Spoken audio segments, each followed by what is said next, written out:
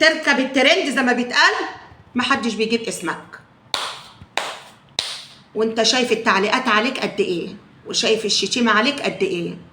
كفاية عليك الرأي العام، داخلي وخارجي، بيقولوا لك احقر الكلام. يكفيني. شكرا ليهم، شكرا لكل حد بيدافع عني وبيدافع عن قضية شيماء وبيدافع عن شيماء شخصيا. انتوا حبيتوني علشان بنتي، لكن انتوا لا كان حد يعرفني ولا انا اعرف حد. الكل حبني والكل دعمني عشان شيماء. شكرا ليكم، للرأي العام كله، الخارجي والداخلي. اتمنى عقبال ما كلنا ندعي ونقول في بق واحد، وعقبال اعدام الاتنين ان شاء الله قد ما يترفد. انا مش ههدى ولا هسكت، وبموت كل لحظه وبفرفر كل لحظه الا لما اسمع ان النقد اترفض. وقت ما يتعدموا يتعدموا، انما اهم حاجه النقد بتاعهم لتالت جوله يترفض. اتمنى قضائي العادل اللي يقول فعلا الاتنين مفيش واحد وواحد. ده حسين ده اللي مجرم اكتر من ايمن، لان ده مستاجر. ما هو ده مستاجر، جايب الفلوس، جايب المبلغ. شقه بنتي خدها، كتبها له اللي في المخابرات، دي التمليك بتاعتها في جهاز المخابرات العامه، عندها شقه هناك، واداله 350,000 جنيه. الحكومه لقيتهم في قلب بيته هناك.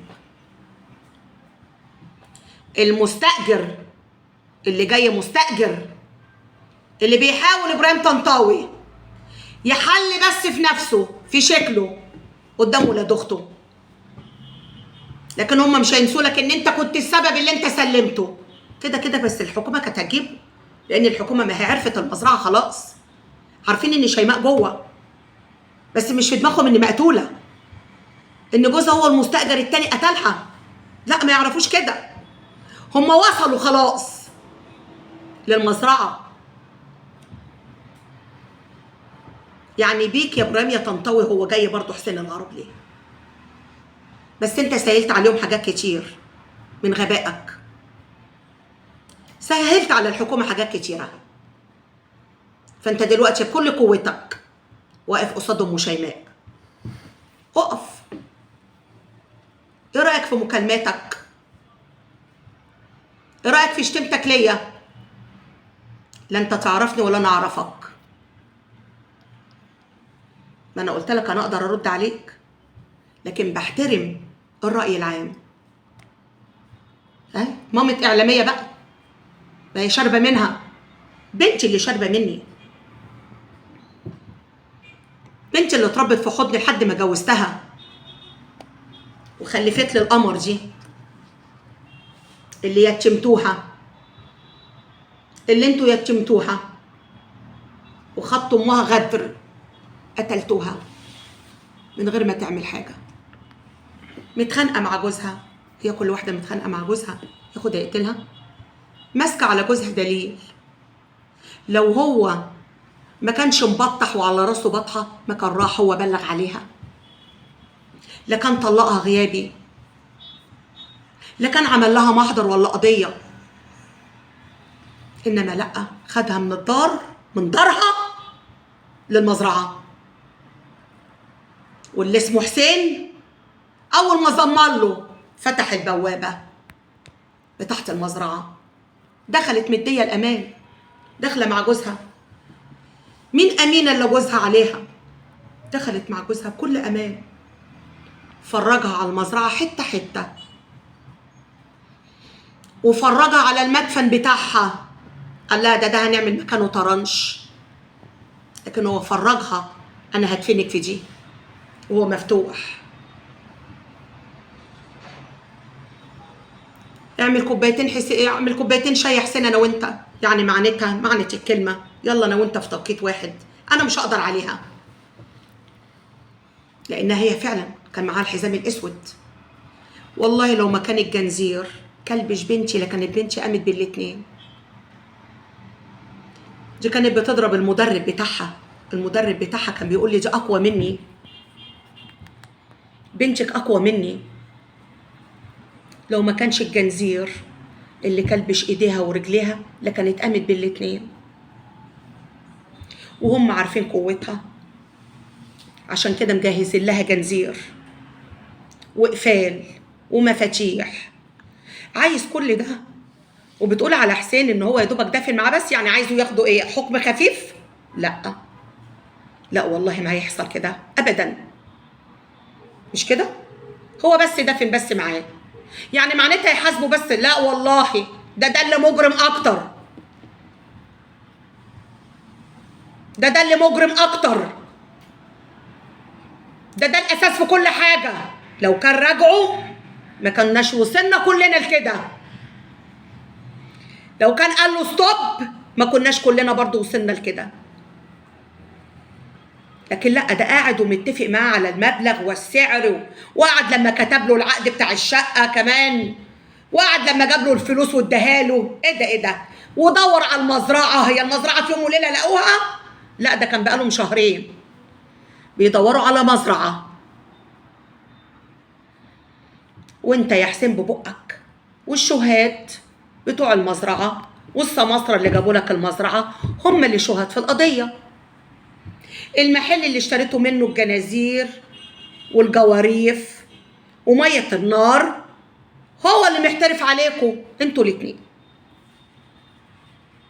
وجايبين لكم الكاميرات، وجايبين لكم كمان الكاميرات بتاعت محلاتهم وقدموها للنيابه. وكل ده ابراهيم طنطاوي عايزك تاخد حكم خفيف؟ لا، ده في الاعدام لو الحكومه وقفتني لاقول لهم والنبي ما تاخدوا الا عمر حسين الغرابلي الاول وايمن التاني. والنبي يا عشماوي امنتك امانه ما تاخد الا المجرم حسين الغرابلي الاول، عشان كان في ايده يقدر يغير كل الليله دي. ما خلاص هو متفق معاك يا حسين، هيروح يجيب لك شيماء في اللحظه دي. بلغ، ما ملكتش تبلغ، صوت بره قدام المزرعه الناس تيجي تتلم ويعملوا له كمين، ولا بالتليفون بلغت النجده والورديه الحقوني ده راح يجيب مراته عشان يقتلها؟ كان كل دوت اتغير، كانوا عملوا له هو كمين، وكنت انت طلعت فعلا بريء، وكانت الناس كلها والعالم كله هيتكلم عليك. اللي نقص شيماء جمال، مش كده؟ لكن ده انت خنقت معاه، ده انت جنزرت قبليه، ده هو ماسك فردة ايد واداها بالسلاح في الايد التانية، بقى عندها يعني امها ايد واحدة، ايد واحدة كلبشها وراح مديله التانية،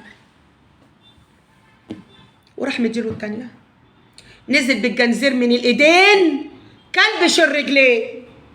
حسين الغرابلي اللي عمل كل ده. انتوا شوفوا الشكل ده وشوفوا الشكل ده، مش بالورق، القضية دي مش بالورق، بالحس بامها حللت هي اتعمل في بنتها ايه. انا اللي حللت اتعمل في بنتي ايه، وهو ده اللي في